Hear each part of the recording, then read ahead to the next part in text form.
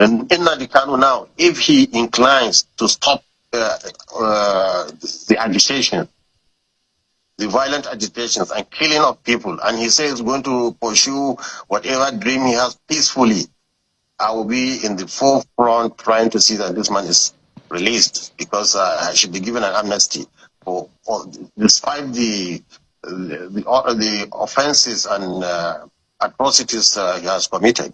Imagine Gumi saying that you advocate for Nnamdi Kanu release if Nnamdi Kanu stop the Biafra agitation. Imagine Gumi. Alright, ụbọchị ọma Igbo mụrụ nzem ọzọ, asụka m konye chiri ya ezelụkwa.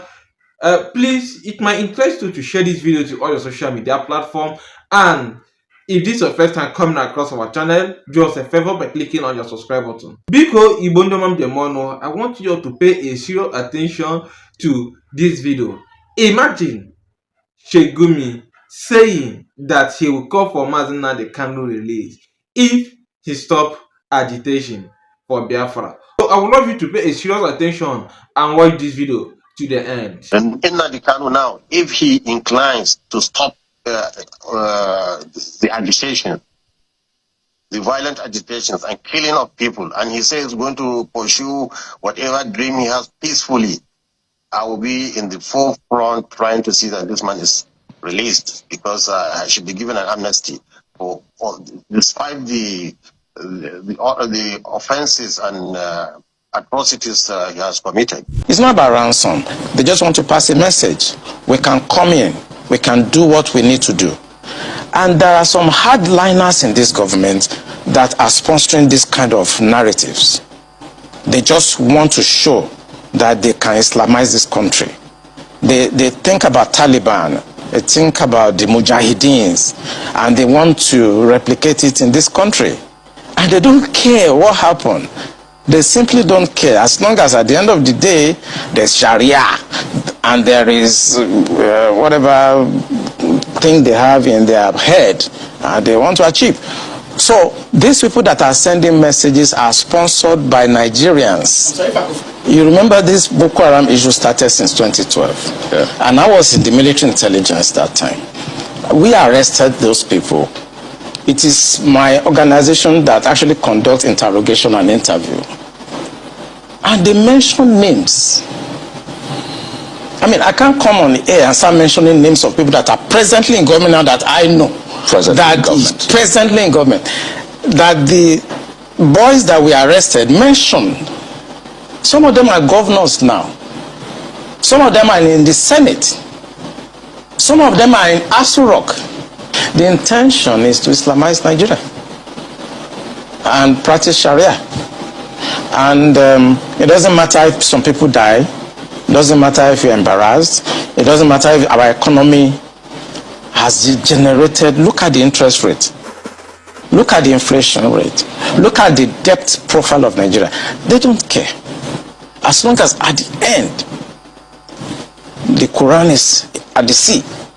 Please, before we continue with the video, do us a favor by clicking on your subscribe button. So some people in this country have this mindset, and we must tell the truth. If you tell the truth, you die. If you don't tell it, you die. Some people have this mindset to Islamize the nation, and they are in the government. And people know them. The DSS know them. The NIA know them. The DIA knows them. You can't succeed without an inside person. And this attack you saw has insiders collaboration. Last 2 years at the end of the Nigerian civil war, there's another one of you commanding your men at an airport, at a runway, and then finally signing the documents to release Biafran soldiers who were prisoners of war. What are the memories that stay with you? What do you remember 50 years on, Chief? What I remember is the pain of the war on both sides, the loss on both sides, and the fact that came to us all vividly, that the futility of the war, what we achieved at the end of the war could have been achieved without one bullet being fired. But during the war, we destroyed all the infrastructure that mattered to us. The refinery we had was destroyed. The bridge that connected the east with the west was destroyed. We lost thousands of people on both sides. I believe what got me vividly is the anguish which we could have saved ourselves from by not fighting the war. Please, before we continue with the video, do us a favor by clicking on your subscribe button. Igwe, let me share this with you. This is from Ahmed Kasim. He says, very, very sad. Brother killing fellow brother. As for me, I lost loved ones from both sides as a child then. You were pretty young at the time of the Biafra War. The searing memory for you is what? What would you want to share with the world? I first joined the Nigerian Army in 1960 in the military school at Zaria, and we were taught to become one Nigeria. I came back from the United Kingdom in 1965 and was teaching in Lagos and the military cantonment in Apapa. But the greatest shock of my life for that war was the fact that a coup d'etat happened in January 1966, which was carried out by a large number of Nigerian army officers from all parts of Nigeria, north, east, west, and south. And their intention was not tribalistic in any shape or form. In fact, their main motive at the time was to change the political structure of Nigeria and release Obafemi Awolowo. Please, before we continue with the video, do us a favor by clicking on your subscribe button. But at the end of the day, history has it on book that it was an evil coup, which totally put a wrong slant on the whole issue. And we had to be killed. We were killed. Lives were threatened. I had to escape with my life from Lagos to Biafra, which was not Biafra at the time. And for me, the pains are such that war should never have happened, as the chief just said now, because Rhodesia declared unilateral independence in 1965, and Britain never lifted a finger. Not a British soldier went over to fight Ian Smith. And this was a total rebellion against the Queen. Sure. Yet, Biafra, after 1 month of declaration of independence, a war was unleashed on us, which was in a way pogrom, because we had no defense, we had nothing. Sure. And our people had been massacred from the north in January.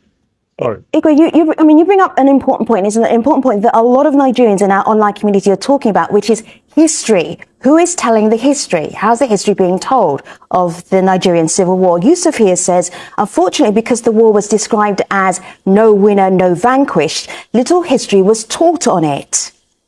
Chief Obasanjo, why do you think the history is kind of very, very light, still contested, about what happened 50 years ago in Nigeria? Well, history is, first of all, you tell it from your point of view. What Igwe has said now, for instance, in the history of the Nigerian Civil War, from his own point of view, somebody else will look at that unfortunate civil war beginning from the coup of January 1960. Before that coup, he said he was in the army, I was in the army. We knew no difference between one tribe or the other. But Chief, this is the point. But Chief, if I may, young people are saying, we are not reading about this in Nigeria. We are not seeing this history. Why is this history not being told? Why do they feel they're not being told the history? Why do you think? Well, now, I believe that we haven't got the history written from the perspective of an objective historian. I wrote a book on the Civil War. I wrote it from my own point of view. I call it my command. It was my command of the war from my point of view. Now, other people have written five majors or four majors. They wrote it from their own point of view. That statement from Shegumi, it's funny for many people. The way it's also funny me. But one thing I have to ask, a simple question. Why is Shegumi so much bitter about Nnamdi Kanu way of agitating for Biafra? What is their sole mission? What is their aim? And why must it be Nnamdi Kanu? And I can tell you one thing for sure, that not President Bola Ahmed Tinubu is holding Nnamdi Kanu. I can still tell you that for sure. But it's just that his forces behind his governance, which is scared of 2027 not to lose his election, which of course he have already fed woefully he's going to lose. That is what is keeping Nnamdi Kanu inside Sokoto prison. Yes, that to be honest with you, not President Bola Ahmed Tinubu. President Bola Ahmed Tinubu has nothing to do with Nnamdi Kanu incarceration. Yes, for sure. I'm not a President Bola Ahmed Tinubu, but I'm telling you those that run the Nigerian government. You see Shegumi, which Shegumi is part of them. Remember that Nnamdi Kanu gave this prophecy that Tinubu is their target. Yes, they want to use Tinubu, to perpetrate their evil agenda through him, and they know that President Bola Ahmed Tinubu is going to be a freelancer for them. That's why they use him, not because they want him to be there, but they know that he's the only one that can help them to achieve their mission. And fortunately for them, it's going well for them. But I know that Kama will cut them short sooner than later. Then I keep asking again, why is Shegumi after Nnamdi Kanu? Somebody who come out to declare himself, the sponsor of a militia, is also telling somebody who have never committed any crime, rather than to keep his region safe and make it peaceful, is the one they are calling, or he described as somebody who is doing something abominable in the heart of man and God. Well, I think by the end of the day, it's only God that will judge both Nnamdi Kanu and Shegumi, then and tell us who is even more perfect to be with.